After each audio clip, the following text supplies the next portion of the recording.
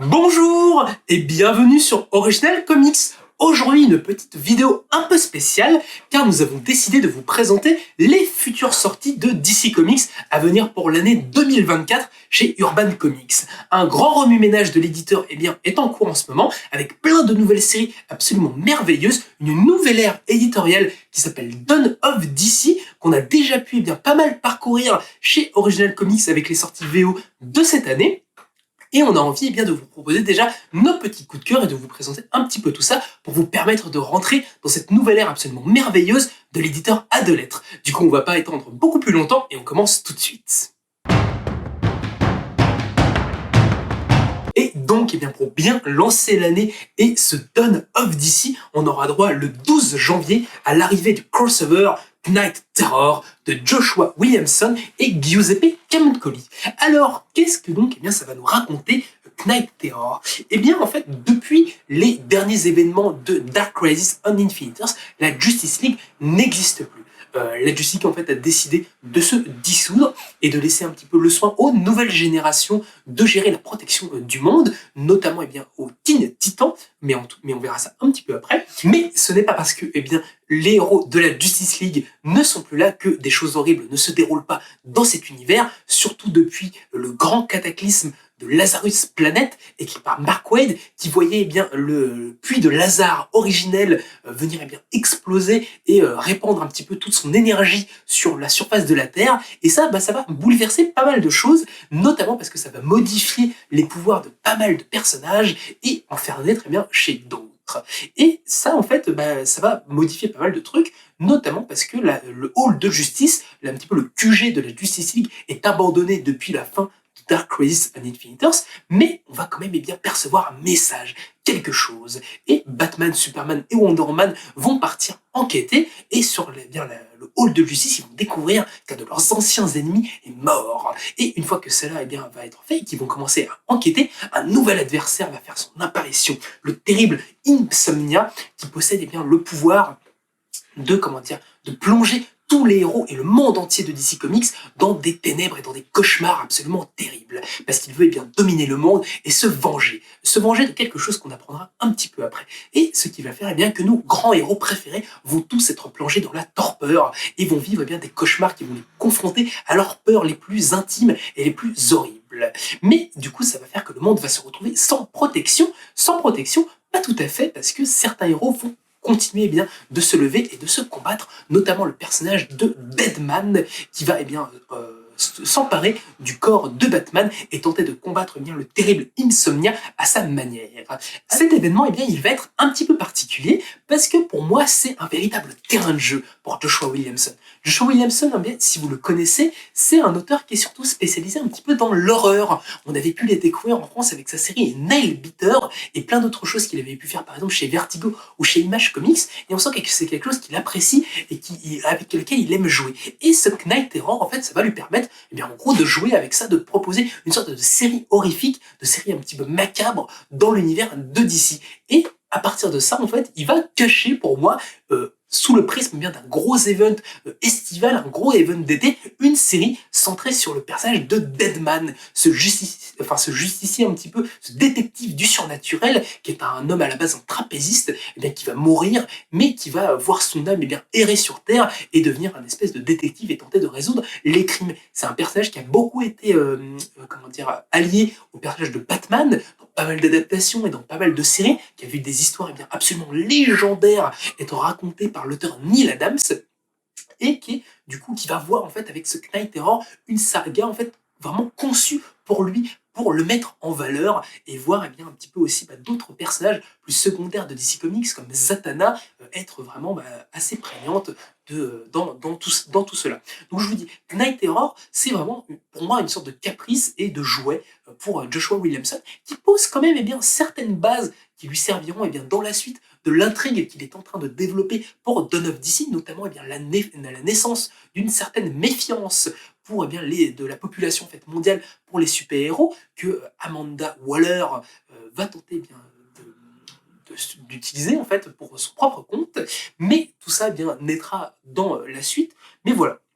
c'est plus ou moins ce que va nous raconter Knight Terror, du coup une véritable vraiment série sur Deadman,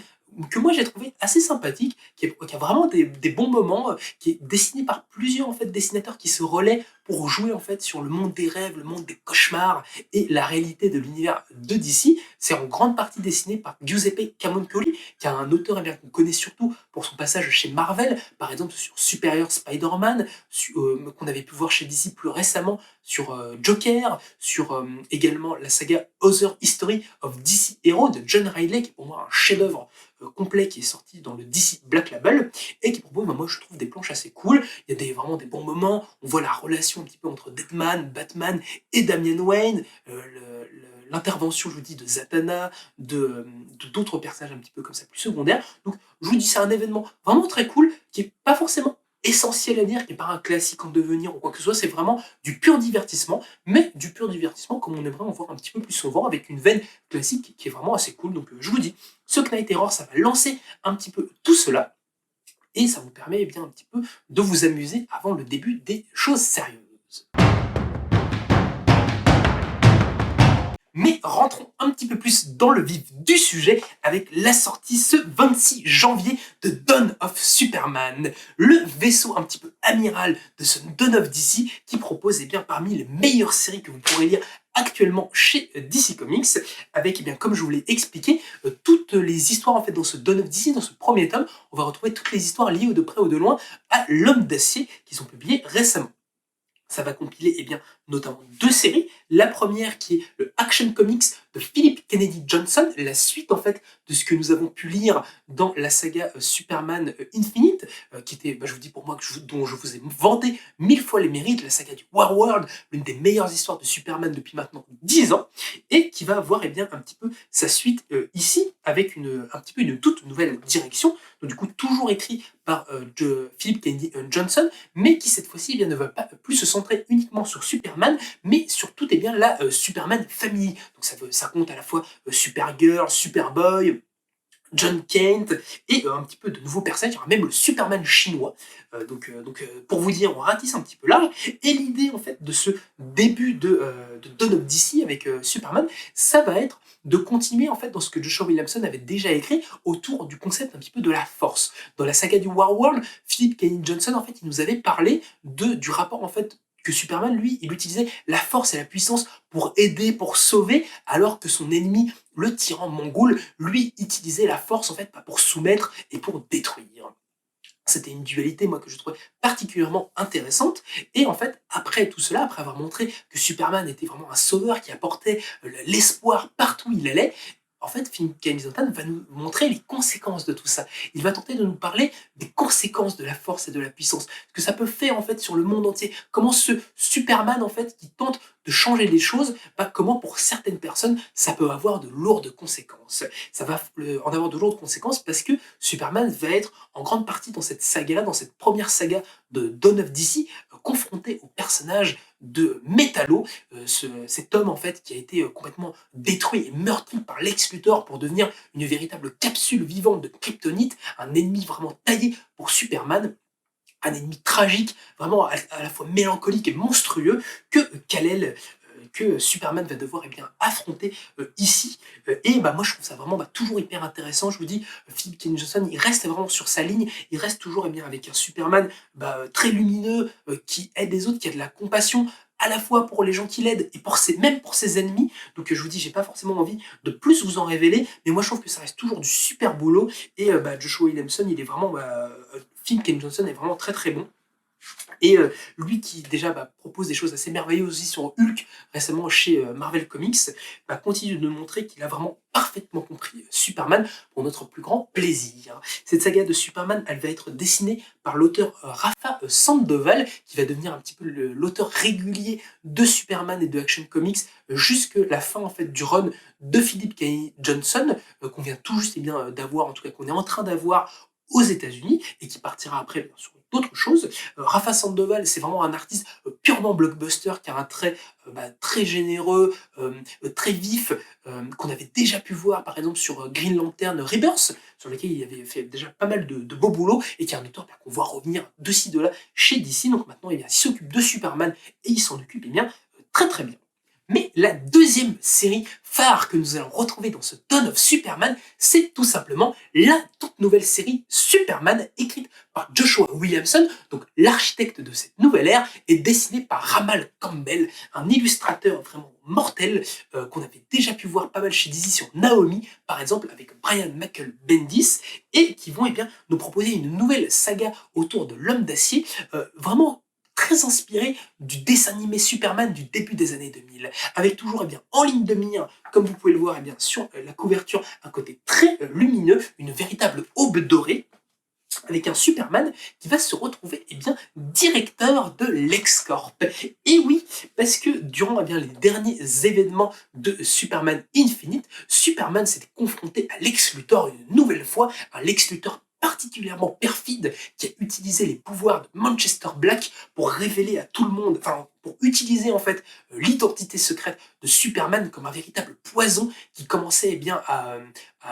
contaminer et à tuer à petit feu toutes les personnes sur Terre. Et pour tenter d'y faire face, Superman, qui avait révélé magistralement son identité au monde dans la saga de Brian Michael Bendis, va décider de retourner à l'anonymat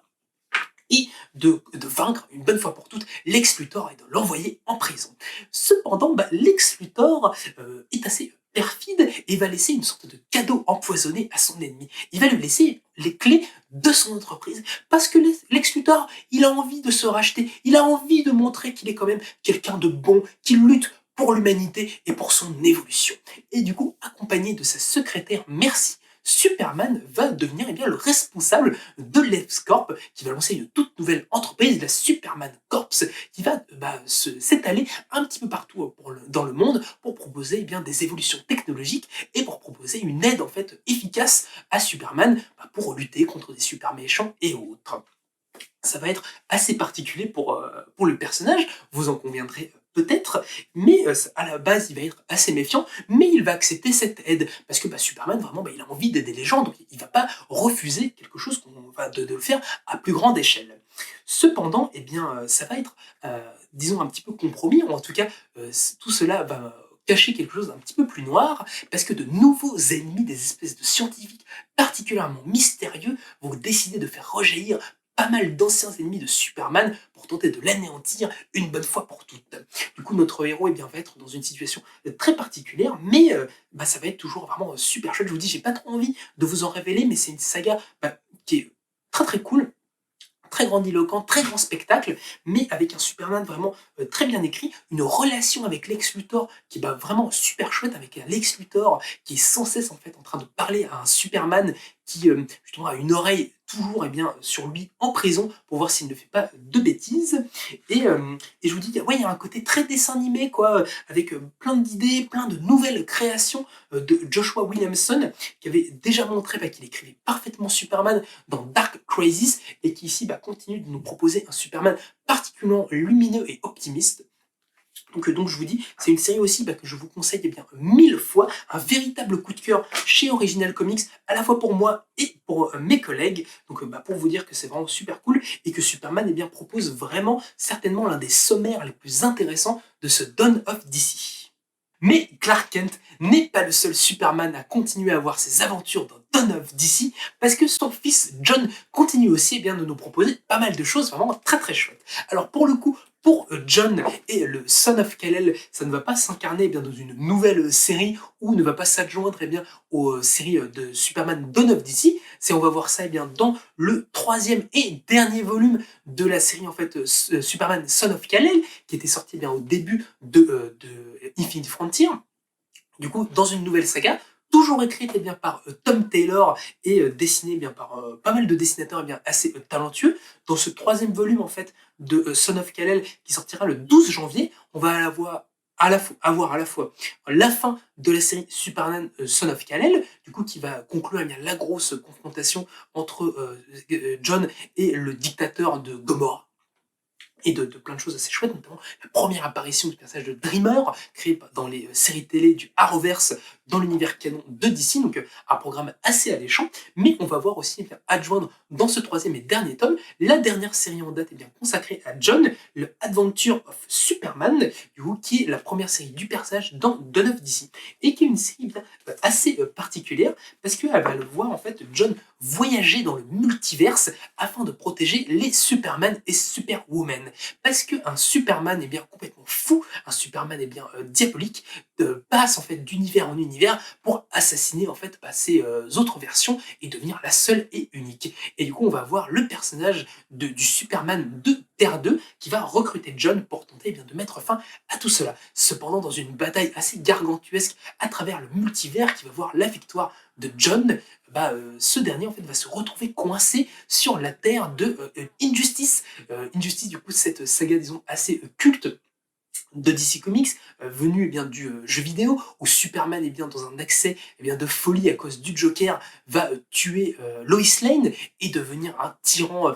dictatorial et fasciste assez terrible. Il va avoir enclenché une guerre avec Batman. Et bien John, lui, va se retrouver coincé sur cette terre, du coup, qui ça va être un petit peu particulier, mais ça va permettre à Tom Taylor, le scénariste, de faire plusieurs choses. Déjà, en fait, de quelque part de boucler un petit peu la boucle et de rendre hommage à ses premiers travaux en tant que scénariste chez DC Comics, parce que Tom Taylor, il est devenu une superstar en scénarisant cette saga, qui est vraiment un des best-sellers de l'éditeur, mais aussi parce que ça va lui permettre quelque part de boucler aussi un peu la boucle thématique, parce que John, c'est un Superman plus jeune, qui cherche à changer le monde, à combattre les inégalités, les dictateurs, lutter pour l'environnement, mais du coup qui va devoir se confronter sur cette terre de injustice à un Superman qui a justement lui transformé son monde, et voir comment John va être confronté à ce que ça coûte peut-être de changer le monde, de comment on le change en fait, de qu'est-ce qu'on choisit. Est-ce qu'on choisit justement d'être un tyran, de l'imposer aux autres, ou tenter au contraire d'élever déjà la population et de faire que tout ça soit quelque chose un petit peu tous ensemble, un peu de global. Ça va être un petit peu ce qui va être abordé ici, et qui va terminer un petit peu le parcours et l'intronisation de John en tant que vraiment véritable Superman digne de ce nom. Pour écrire cette aventure, Tom Taylor, il va être accompagné par le dessinateur Clayton Henry, avec lequel il a déjà pas mal collaboré, notamment sur quelques chapitres de Son of Kal-El, mais Clayton Henry qui est un dessinateur qui va vraiment se dépasser pour moi sur ce Adventure of Superman. On avait déjà pu retrouver cet illustrateur pas mal en français dans les publications de Valiant Comics, notamment sur la saga de Ivar Time Walker, qui est très cher à mon cœur. Donc du coup, j'étais très heureux de le retrouver ici, et ici on sent qu'il est vraiment inspiré par l'histoire très prenante, moi je trouve, de Tom Taylor. Au début, on a un petit peu de mal à voir où il va partir, mais je trouve qu'une fois qu'on est vraiment sur la terre de Injustice, tout fait sens, et prend, moi je trouve, beaucoup de puissance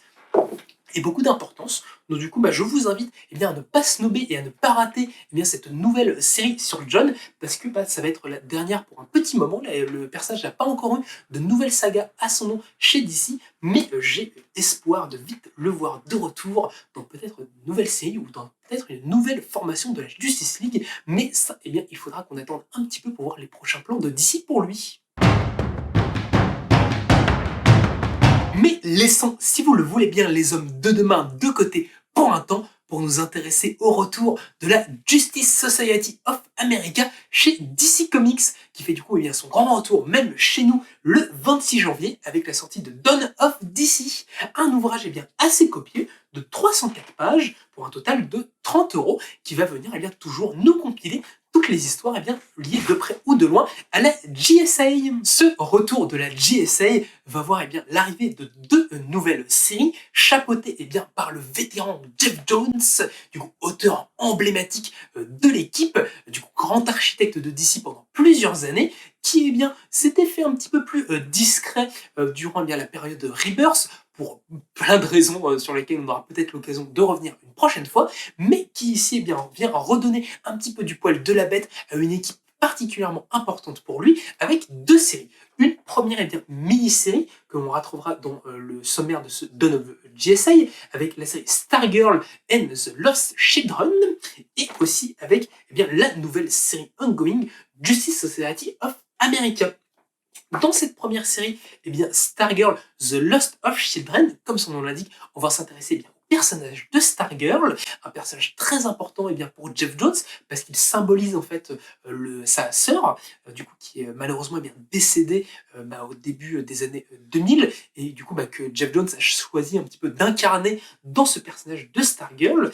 qui va en fait partir à la recherche des sidekicks oubliés de l'âge d'or. Parce que vous le savez, la Justice Society of America, elle compile en fait à la fois des super-héros qu'on a pu retrouver dans les années 40 et 50, comme Jay Garrick, Alan Scott, les premiers Flash ou Green Lantern, qui vont être accompagnés avec des personnages plus récents, des personnages héritages qui viennent reprendre le flambeau de leurs illustres mentors. Mais il y a peut-être des sidekicks, des personnages qu'on n'avait jamais revus depuis l'âge d'or. Mais où étaient-ils passés? Que font-ils?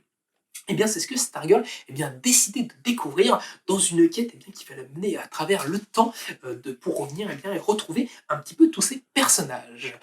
Une intrigue du coup assez généreuse qui va nous mettre le nez dans les origines de l'univers de DC, avec pas mal de réécriture et pas mal d'inventions de nouveaux personnages avec des concepts assez chouettes, et surtout qui va permettre à Jeff Jones à la fois d'installer de nouvelles choses pour cette nouvelle série de la JSA, c'est une nouvelle un petit peu partie de sa bibliographie, mais aussi ça va lui permettre de rendre hommage à tout cet univers qui lui a tant donné et auquel il tente par toutes ces séries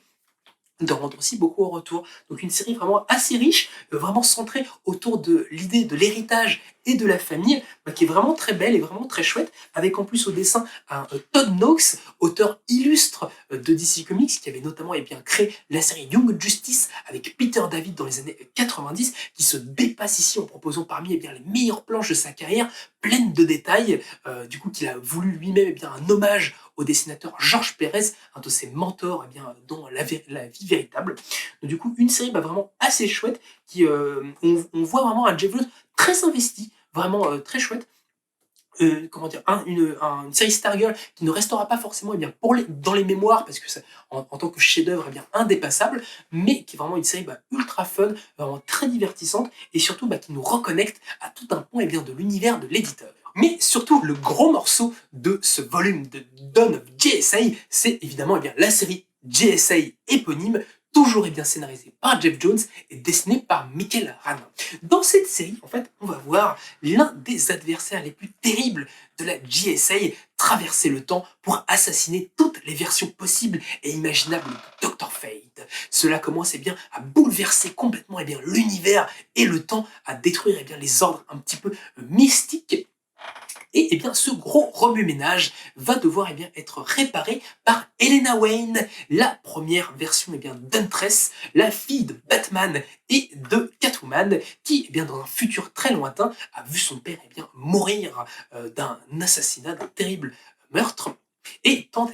de le venger comme elle peut en créant une nouvelle version de la JSA. Et elle va être complètement bouleversée à l'arrivée de cet ennemi qui va la projeter dans le temps pour se retrouver dans le présent de l'univers de DC. Du coup, tous nos héros vont devoir tenter d'enquêter et de découvrir le fin mot de cette histoire. Qui est cet adversaire? Pourquoi fait-il ça? Et Helena réussira-t-elle à rentrer dans son univers d'origine? Ce pitch, en fait, va permettre à Jeff Jones de se balader un petit peu partout dans l'histoire et dans le temps de l'univers de DC Comics, en jouant beaucoup sur les allers-retours, les flash-forward et les flashbacks, sur tout ce que DC, en fait, a un petit peu pu nous proposer depuis les années 40. Parce que oui, en fait, Michael Rana, qui est le dessinateur vraiment de la série dans le présent, va proposer pas mal de choses assez intéressantes. Un auteur toujours extrêmement élégant, qui n'a plus rien à prouver depuis la Justice League Dark ou encore Batman Rebirth, mais il va être adjoint selon les temporalités et selon les numéros par d'autres dessinateurs, comme Jerry Ordway par exemple, qui va nous proposer des petits passages dans le passé durant la Seconde Guerre mondiale, notamment avec les personnages un petit peu plus, disons, militaires de l'écurie, ou avec Scott Koblish dans le futur, pour voir de futures versions disons, de l'an 3000 de la JSA, et comment tout ce beau monde vont tenter d'arrêter ce terrible adversaire. Une série que moi je trouve extrêmement surprenante et surtout surprenamment excellente. Parce que moi, Jeff Jones, comme j'avais pu peut-être vous le dire à plusieurs reprises, c'est quelqu'un qui m'avait laissé un petit peu sur le côté avec ses derniers travaux chez DC, notamment Doomsday Clock, avec lequel j'ai personnellement eh bien, quelques soucis, en tout cas, enfin, c'est pas trop pour moi, on dira. Mais du coup, moi, je l'avais un petit peu condamné, je me disais, mais où est le grand Jeff Jones bien, que j'aimais tant dans les années 2000? Et bien, en fait, il est toujours là, et surtout, quand on lui donne les moyens de ses ambitions, et qu'on lui permet de faire ce qu'il a envie, et bien, il peut vraiment nous proposer le meilleur de lui-même. C'est des choses qu'on a déjà pu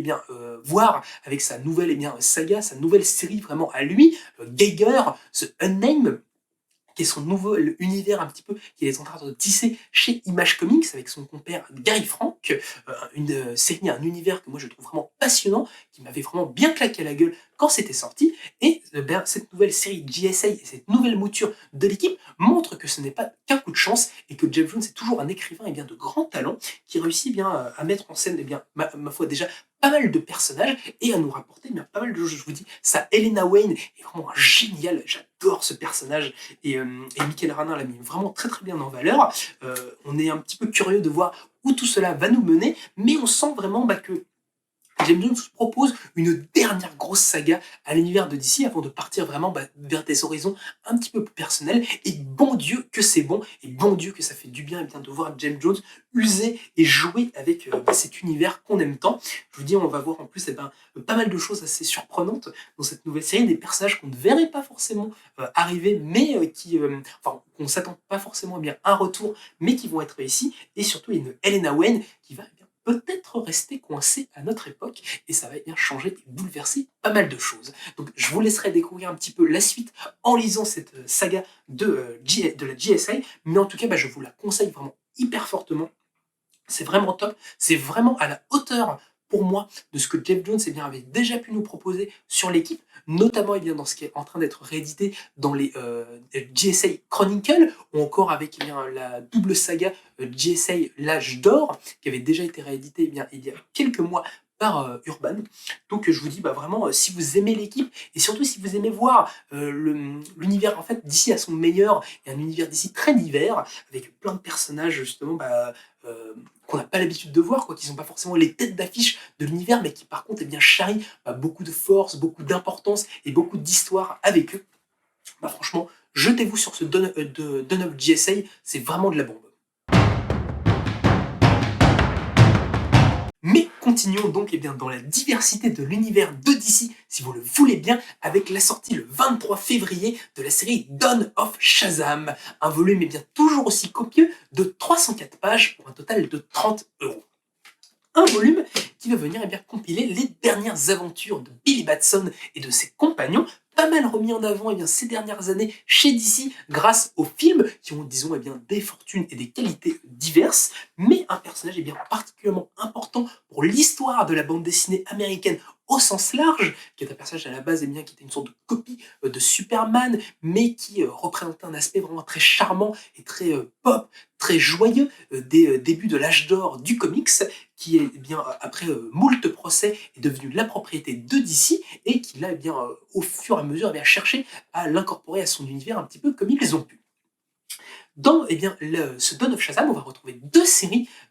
de cet univers. La première, en fait, qui est The New Champion of Shazam, une mini-série qui va s'intéresser au personnage de Mary Marvel, l'une des sœurs adoptives de Billy Batson, qui possède elle aussi le pouvoir du sorcier. Mais dans cette série, Mary Marvel va devoir endosser seule le rôle de super-héroïne et le rôle de Shazam, parce que Billy a disparu. Il semble être piégé quelque part, mais impossible d'aller le chercher, et en attendant, Billy a transféré tout son pouvoir et toute sa puissance dans sa sœur pour qu'elle puisse tenter de le secourir, et aussi pour qu'elle puisse aider les gens autour d'eux dans la ville de Philadelphie. De nouvelles responsabilités qui vont être assez lourdes sur les épaules de Marie, déjà parce que ça s'accompagne d'une disparition des parents, donc qui fait d'elle la seule référente et la seule adulte un petit peu de la famille, de la Shazam Family, des responsabilités qu'elle a du mal à assumer, parce qu'en plus elle commence sa propre vie d'adulte en allant à l'université, où elle est vraiment confrontée à sa condition un petit peu d'orpheline, des choses un petit peu dures, et aussi parce que elle n'a pas forcément envie d'être une super-héroïne et de comment dire, d'avoir toute la puissance de Shazam, mais elle va bien être obligée de l'assumer pour tenter de sauver tout ce qui peut encore l'être. Une série que moi j'ai adoré et que je me suis réjoui de voir aux États-Unis, déjà parce que j'adore le personnage de Mary Marvel, c'est un perso vraiment qui est trop cool, vraiment une grande femme forte, mais avec beaucoup de mélancolie et un peu comment dire, de malice, quoi, où c'est un personnage qui a un peu un mauvais caractère, et moi j'aime bien les personnages un peu bougons qui ont un mauvais caractère, mais qui font un petit peu ce qu'ils peuvent. Cette série, disons, elle est scénarisée par une artiste que moi j'aime particulièrement, qui s'appelle Josie Campbell, qui est quelqu'un qui travaille beaucoup plus à la base à la télévision, qui a été showrunneuse sur la toute récente série My Adventure with Superman chez Adult Swim, qui a eu un succès canon chez HBO l'année dernière, enfin cette année, qui a aussi pas mal participé à la série She-Ra sur Netflix, qui est une excellente série d'aventure, si vous voulez mon humble avis. Et ici, vraiment, elle commence un petit peu sa carrière en tant que scénariste de comics, et elle y arrive diablement. Parce qu'en plus, elle est aidée au dessin par l'auteur Evan Doc Shanner, un artiste assez coutumieux de DC, mais qui avait plus eu l'habitude de travailler avec Tom King, notamment sur la saga Strange Adventures, et qui est un auteur qui a un style très vintage, très néo-vintage, un petit peu à la manière d'un Chris Samney, et qui est surtout un hyper méga fan de Shazam, et qui ici utilise toute sa passion et tout son amour pour nous présenter un univers hyper chatoyant, hyper beau, et surtout qui tente de retrouver l'énergie vraiment enfantine, l'énergie très pop, très innocente de Shazam, parce que c'est un personnage qui a toujours un petit peu charrié ça, qu'on a tenté de changer, de rendre un petit peu plus réaliste, un petit peu plus noir ces dernières années, notamment sous l'égide de Jeff Jones, mais moi je trouve que ça marchait bien, mais c'était pas Shazam, quoi, ça marchait pas tout à fait. Et là vraiment avec ce New Champion of Shazam, on retrouve vraiment vers ça, avec une Mary Marvel vraiment au top, et vraiment une saga qui est vraiment très cool, et qui déjà, vraiment, ouais, je vous dis, elle est chouette, quoi. C'est vraiment une série hyper légère, un petit peu feel good, un petit peu tristoun en même temps, mais qui propose de belles aventures et qui met en avant un personnage souvent un petit peu oublié de la mythologie du personnage et de la mythologie de DC en règle générale. Donc, du coup, ça fait d'autant plus plaisir de l'avoir au premier rang et avec toute la passion de ses auteurs. Du coup, ça, c'est ce qui va lancer un petit peu la série Shazam. Vous imaginez bien que à la suite de tout ça, Billy Batson n'est pas très loin, il va vite revenir, et il va vite revenir sous l'égide de nouvelles séries Shazam, avec une équipe complètement All-Stars, composée de Mark Waid, du scénariste culte Mark Waid et du dessinateur Dan Mora. Mais est-ce que tout ça ne vous rappelle pas quelque chose? Et oui, c'est l'équipe derrière déjà la série World Finest, Batman et Superman, une série qui se passe dans le passé et qui voit nos deux héros faire équipe pour résoudre des soucis dans l'univers DC, une série vraiment mortelle aussi, très blockbuster, très pop, très feel good, mais génial, quoi, qui arrive vraiment à jouer avec toute la diversité de l'univers, et surtout on voit Mark Waid, le véritable Golden Boy de DC, se faire plaisir en mettant en avant plein de trucs. Une série dont on vous a déjà beaucoup parlé, donc je n'en parle pas beaucoup plus. Et en plus de cette série World Finest, les deux auteurs se retrouvent sur Shazam pour voir le grand retour de Billy Batson, qui va avoir quelques changements. Le premier changement, c'est qu'il va changer d'alias. Il ne va plus s'appeler Shazam, maintenant on l'appelle le Capitaine, The Captain. Et Billy Batson tente, comme à son habitude, de sauver des gens tout en étant dans sa vie un petit peu d'enfant, mais alors qu'il est au contraire toujours très heureux, avec une grosse bonhomie, un sourire gros comme ça, et surtout un optimisme à toute épreuve, il va commencer à perdre un petit peu le contrôle de ses pouvoirs. Il va voir son incarnation de Shazam délivrer des jurons absolument obscènes, être violent, et aller jusqu'à presque tuer un de ses adversaires et un des criminels qu'il tentait d'arrêter. Du coup, ça va mettre Billy dans une certaine dépression, ça va quand même un petit peu le chafouiner, il comprend pas trop ce qu'il se passe, et il va tenter de mener un petit peu sa vie normale et laisser Shazam de côté. Cependant, évidemment, Billy reste Billy, et quand il voit une injustice, il ne peut pas s'empêcher d'aller la secourir, mais ça va faire qu'il a toujours une épée de Damoclès au-dessus de sa tête, car il peut perdre le contrôle de Shazam, et à cause du pouvoir immense de ce personnage, complètement détruire un petit peu ce qu'il a autour de lui. Et en enquêtant, on va découvrir que ce sont peut-être les dieux derrière le pouvoir de Shazam qui souhaitent un petit peu récupérer tout ça et qui souhaitent mettre Billy dans de mauvaises postures. Du coup, Mark Waid étant Mark Waid, on a vraiment une déclaration d'amour à Shazam et surtout au côté vraiment optimiste de DC. Je vous dis, j'ai l'impression que j'arrête pas de le répéter, mais vraiment, on est là-dessus, quoi. On est sur quelque chose de très charmant, mais en même temps avec une intrigue un petit peu grave qui tente de bouleverser les fondamentaux du personnage et qui arrive très bien à jouer avec des concepts inventés par Jeff Jones durant les New 52 et du coup la renaissance un petit peu du personnage avec toute sa famille un petit peu élargie, tous les orphelins qui composent la famille de Billy, mais en retournant à certaines choses un peu plus classiques pour certains caractères, notamment pour le personnage de Freddie Freeman, le Captain Marvel Junior, qui revient ici dans une itération beaucoup plus proche de celle d'origine et un petit peu moins proche de celle que Jeff Jones avait fait. Et moi, c'est pour mon grand plaisir parce que Freddie Freeman aussi, mais quel personnage, ce personnage handicapé, fan de Shazam, qui va lui aussi obtenir ses pouvoirs, un personnage qui aurait inspiré le King lui-même, Elvis. Donc ce n'est pas rien, un personnage aussi extrêmement important de la culture américaine, et donc je vous dis, on est vraiment hyper fun, on voit justement un Mark Waid qui ne cherche pas à faire du réalisme, et qui souhaite vraiment utiliser toute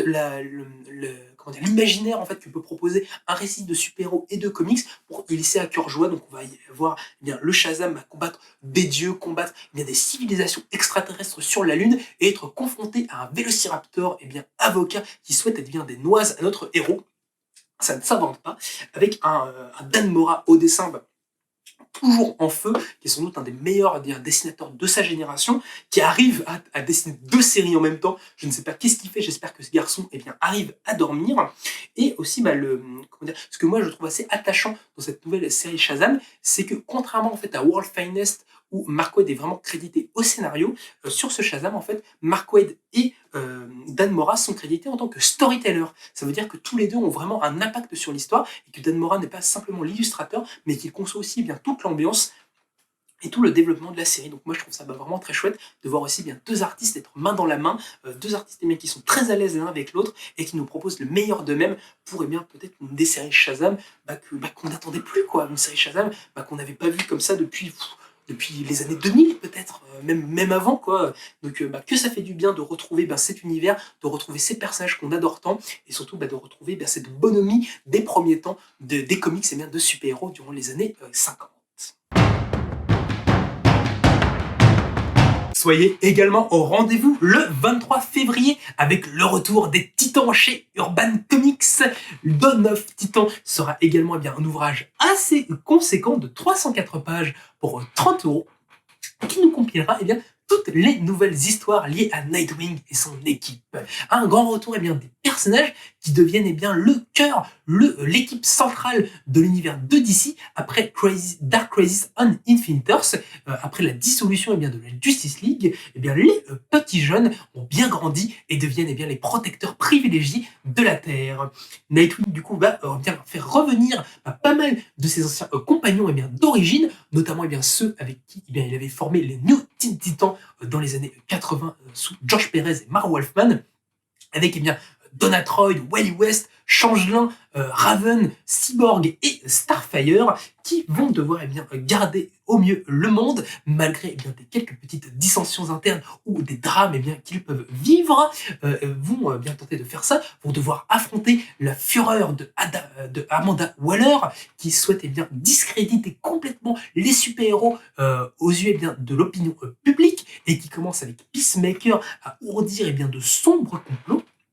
mais qui vont aussi les Titans devoir affronter l'un de leurs anciens adversaires qui semble s'offrir une certaine rédemption, mais qui semble également cacher des plans assez monstrueux et qui va tenter de dissoudre un petit peu l'équipe dans son cœur et dans son fondement le plus intime. Une série du coup vraiment assez chouette que le scénariste Tom Taylor, Golden Boy de DC Comics, va tenter de nous proposer, lui qui nous sert déjà des épisodes merveilleux sur Nightwing, avec son comparse Bruno Redondo, qui leur a valu un Eisner Award cette année, s'il vous plaît.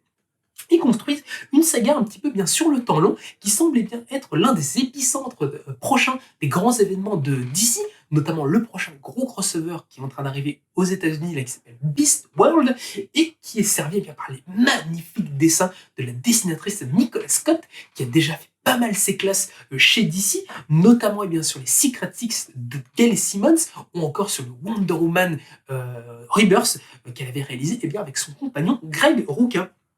Une série, disons, qui fera en plus d'autant plus plaisir aux gens un petit peu de ma génération, qui ont grandi avec le dessin animé Teen Titans, ou encore eh bien, avec les Teen Titans de Jeff Jones, et bah, qui voient enfin eh bien, cette équipe renaître, et surtout qui, à la différence en fait de la Justice League, la Justice League c'est des compagnons, c'est des frères d'armes, mais c'est pas une famille vraiment. Et les Titans, eh bien, dans leur côté justement adolescent, en tout cas à l'origine, maintenant c'est vraiment des adultes, ont toujours été eh bien, un petit peu mal dans leur peau, ont toujours eu du mal eh bien, avec l'autorité, avec leur propre eh bien, devenir, se sont toujours eh bien, soudés les uns les autres et sont une véritable famille de cœur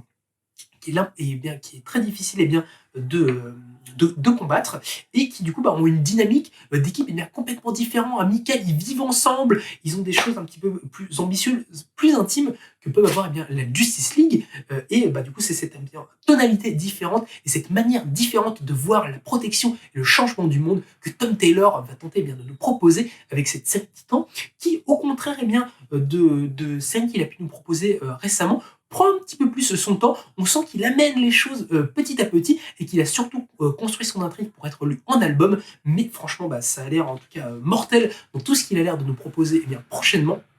Et moi, je vous la conseille beaucoup parce que c'est des personnages qui ont été souvent délaissés chez nous en français, donc du coup c'est vraiment le moment de montrer à Urban qu'on adore les Titans et qu'on voudrait eh bien, beaucoup plus de choses sur eux. Ce sommaire eh bien, des Titans va être complété par 2 mini-séries, notamment la première Tale of the Titan, une série eh bien, qui fait écho à une des précédentes itérations des personnages sous Perez et Wolfman, qui va se proposer eh bien, de revenir sur les origines de certains des membres un petit peu les moins connus, donc du coup qui vont être Starfire, Donatroy, Raven et Changelin,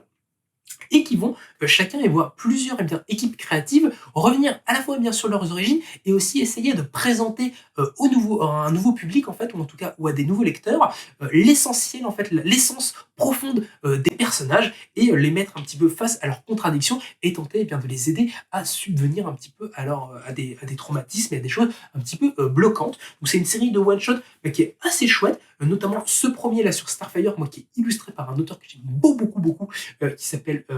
Javier Rodriguez, qui a beaucoup travaillé chez Marvel et qui propose des superbes planches, et surtout qui est une parfaite manière un petit peu de revenir sur ces personnages un petit peu moins connus. Donc c'est cool que Urban la propose avec ce Dawn of Titan. Et l'autre série qu'on pourra revenir, qui revient aussi un petit peu sur les origines du personnage, c'est le World Finest Teen Titan de Mark Waid et Emanuela Lupacchino. Du coup une série un petit peu spin-off du World Finest que Mark Waid réalise avec Dan Mora, du coup qui se passe un petit peu dans le passé de l'univers d'ici et qui va revenir eh bien, à l'époque des Teen Titans, à l'époque de la formation de la première itération des personnages et qui va tenter eh bien, de nous montrer à la fois eh bien, la naissance un petit peu de l'équipe et aussi les soucis un petit peu d'immaturité qui pouvaient eh bien, se faire à l'époque dans une histoire eh bien, assez fun qui est conclue en 6 chapitres, du coup qui est assez chouette, et qui voit eh bien la très douée Emanuela Lupacchino assez en forme et qui peut nous montrer bien toute l'étendue de son talent. Comme vous pouvez le voir, Joshua Williamson est vraiment l'un des grands architectes de ce bien Dawn of DC, du coup en signant le crossover Knight Terror et la série eh bien, Superman, mais on le retrouve eh bien, également au chevet de notre bon Batou avec la nouvelle série Batman et Robin qui sortira eh bien, chez Urban Comics le 29 mars avec un album eh bien, de 129 pages pour un total de 19€. Une série qui sera renommée eh bien, chez nous en Batman et Robin Dynamic Duo et qui va voir eh bien, la nouvelle série entre eh bien, Batman et son fils, Damian Wayne, une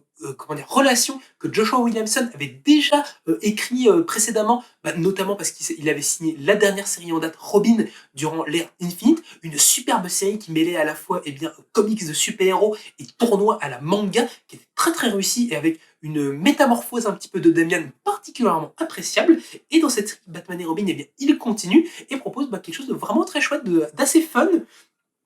comment dire, d'à la fois un petit peu polar avec la création de nouveaux ennemis, de nouvelles choses un petit peu dans l'univers de Gotham City, mais en restant sur quelque chose de très dynamique et de très orienté action, avec le très très bon Simone Di Meo au dessin, un artiste vraiment exceptionnel, vraiment des fers de lance de cette nouvelle génération de dessinateurs qu'on a notamment pu voir avec Ali Wing sur la création de la série They Only Find Them When They're Dead, édité chez nous chez iComics, et qui ici lit vraiment un super boulot, sont justement très à cheval entre du comics et du manga, et vraiment parfait pour le scénario de Williamson et pour le personnage de Damian. Et dans cette série Batman et Robin, Williamson justement, je vous dis, s'intéresse à quelque chose de très action, mais en même temps s'attardant vraiment sur le cœur émotionnel en fait entre le fils et le père, et avec une approche un peu plus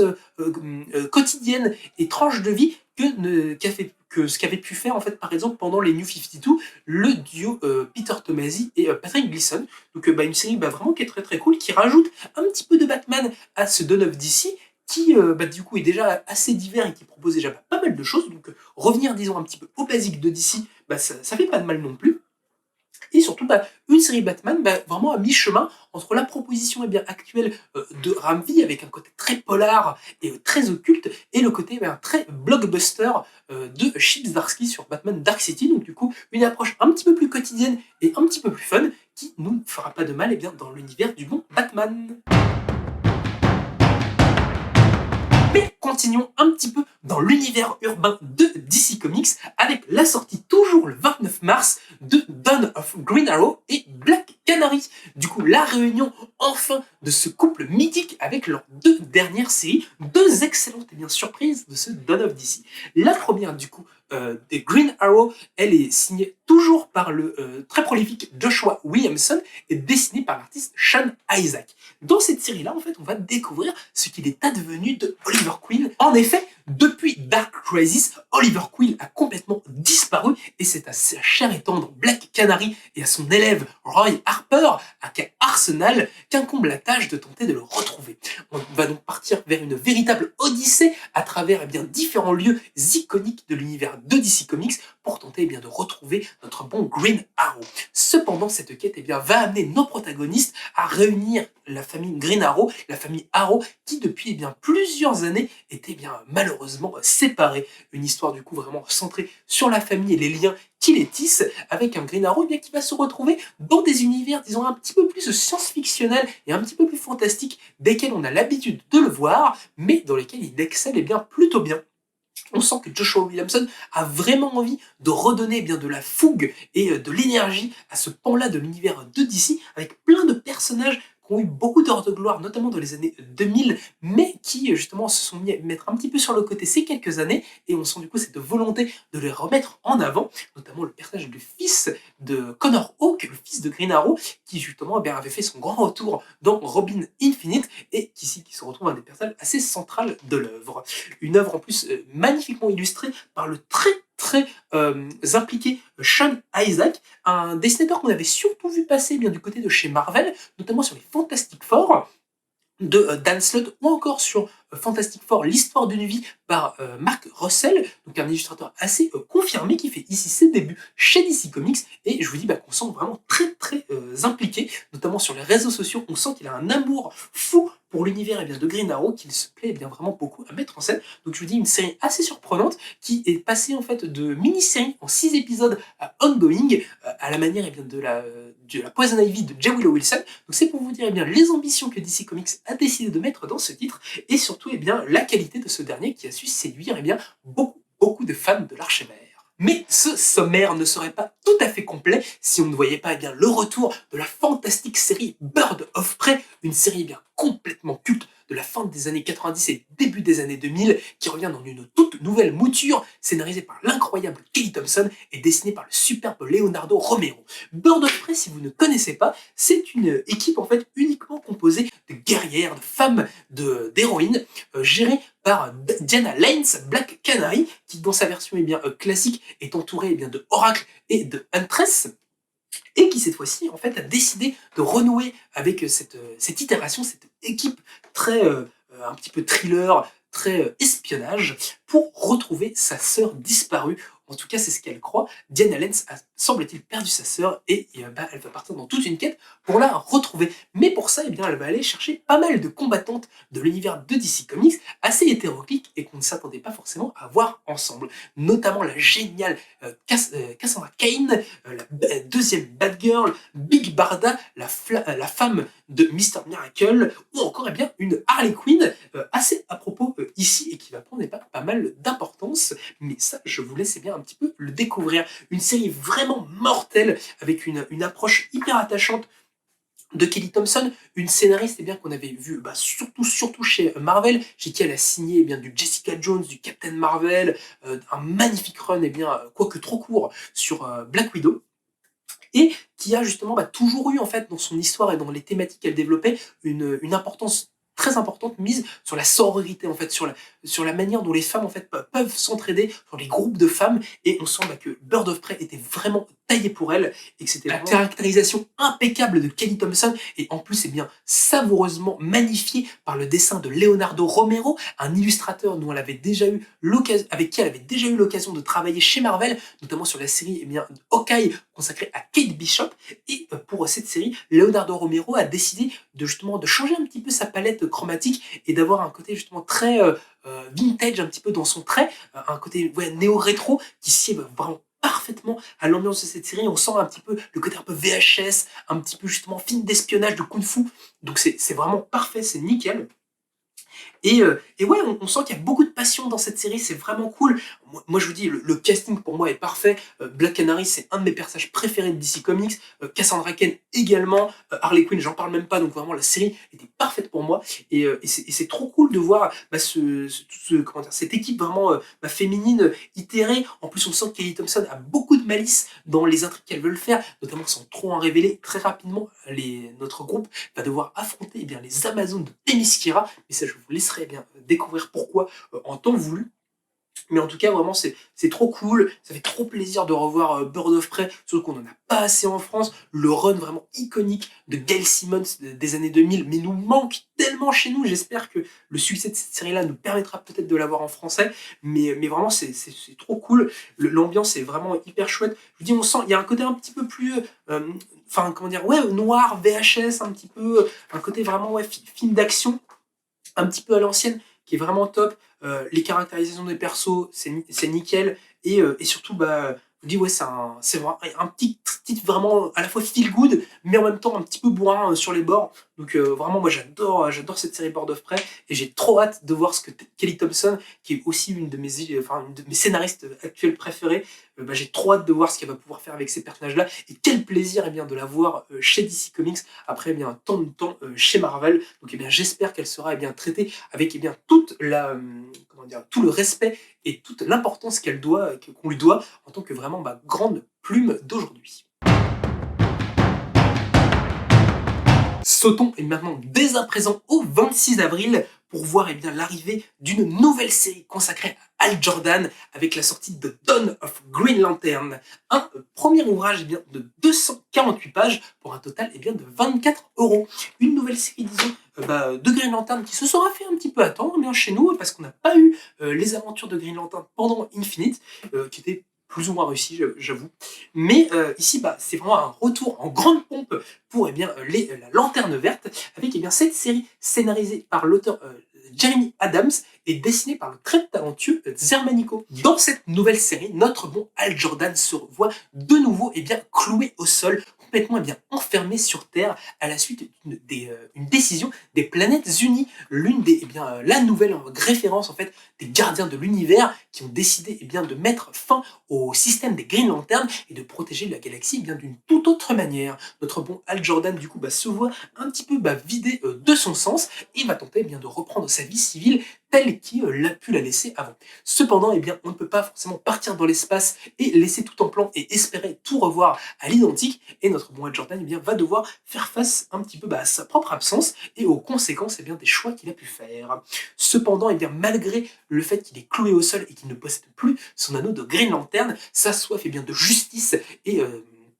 et d'aventure ne saurait bien se tarir et il va bien trouver un moyen de retrouver une certaine lanterne verte et de pouvoir bien combattre certains de ses adversaires qui se sont retrouvés également piégés sur notre bonne planète bleue, notamment un perfide Sinistro qui lui aussi a quelques comptes à régler avec notre bon Hal Jordan. Une série vraiment très très chouette, assez surprenante, moi j'ai trouvé, tout en revenant aux bases du personnage, scénarisé par Jeremy Adams, un scénariste vraiment super chouette et très à propos pour cette série Green Lantern. Jeremy Adams, si vous ne l'avez pas suivi, c'était le scénariste de Flash durant la période Infinite et qui nous avait signé sans doute une des meilleures séries de ces dernières années sur le bolide doré, un auteur vraiment passionné et passionnant, vraiment centré sur un petit peu la thématique de la famille, et qui est bien tout à propos pour écrire sur Green Lantern, car avant de commencer sa carrière dans l'écriture de comic books, c'était quelqu'un qui travaillait beaucoup pour la télévision et pour le cinéma, et qui avait travaillé sur la série animée Green Lantern des années 2010, une série vraiment excellente, dans laquelle peut-être il va réussir à réinclure quelques trucs dans sa propre série en comic books. Un scénariste aussi qu'on avait pu voir sur pas mal de longs métrages animés récents de DC, notamment sur Batman Soul of Dragon, un magnifique hommage à Bruce Lee et au film de Kung Fu des années 70 que je vous conseille particulièrement, avec une très belle couverture de Bill Sienkiewicz. Et pour cette série Green Lantern, du coup, notre bon Jeremy Adams, qui a terminé son run sur Flash, vient redonner vraiment une énergie nouvelle à Green Lantern, et cette espèce justement pareil d'optimiste incessant, aidé par le dessinateur Zer Manico, qu'il avait déjà pu côtoyer parce qu'ils avaient tous les deux réalisé le Flashpoint Beyond, qui voyait déjà qui était une histoire, si vous savez, vous savez, ça va être trop long à réexpliquer, mais voilà, mais un illustrateur qui avait aussi fait ses classes chez DC sur la saga Injustice 2, et qui est quelqu'un de vraiment, moi que j'aime beaucoup aussi, de très ingénieux, qui joue beaucoup avec les cadrages et la mise en scène de ses planches, et qui pour ce Green Lantern a décidé d'adapter une mise en scène un petit peu plus cinématographique, qui laisse un petit peu plus de temps au silence et à la mise en scène, et un petit peu moins au dialogue, et ça marche vraiment du feu de Dieu. Donc vraiment une très très bonne série Green Lantern, que je vous conseille. Je vous dis qu'il arrive à la fois à revenir aux bases. Il y a un petit côté Top Gun sur certains côtés, un petit côté Top Gun Maverick, qui n'est pas sans me déplaire. On sent un petit peu l'inspiration, vu qu'à la base, Hal Jordan, je vous le rappelle, est testeur d'avion. Mais voilà, c'est vraiment cool, tout aussi attachant et feel good que son Flash. Donc si vous vous étiez déjà lancé, vraiment allez sur son Green Lantern, c'est vraiment super top. Et si vous aimiez la série animée Green Lantern, vraiment restez branchés, parce que je pense que vous aurez de belles surprises par rapport à ça. À la suite aussi de cette série Green Lantern, vous avez une deuxième série qui a été lancée, mais cette fois-ci centrée sur le personnage de John Stewart, qui s'appelle Green Lantern War Journal, qui sortira sans doute dans un deuxième volume de Dawn of Green Lantern, parce que la série vient tout juste de commencer aux États-Unis. Une série bien scénarisée par l'auteur Philip Kennedy Johnson, qui nous livre déjà, comme je vous l'ai dit, un magnifique Superman, et qui va décider d'approcher un côté un peu plus post-traumatique en fait sur son Green Lantern, en montrant un John Stewart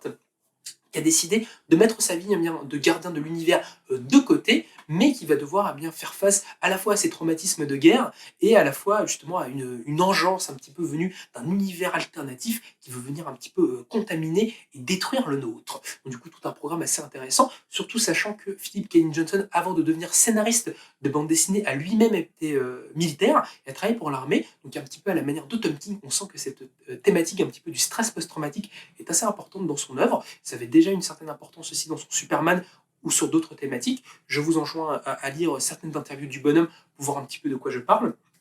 Mais voilà, du coup, un sommaire aussi qui va s'avérer assez sympa pour Green Lantern dans les prochaines années. Donc restez branchés, parce que ça risque d'être assez sympa et ça risque de pas mal virevolter dans l'espace.